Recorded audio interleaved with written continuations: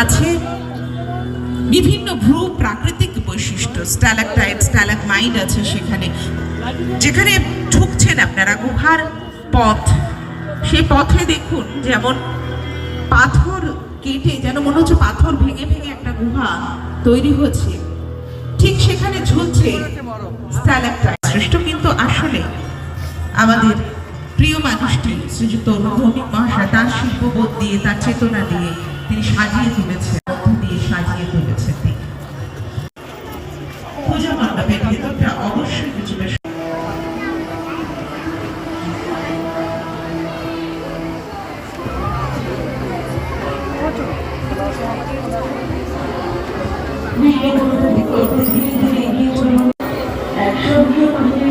নির্মাণ করেছে আপনাদের জন্য। আপনাদের সবাই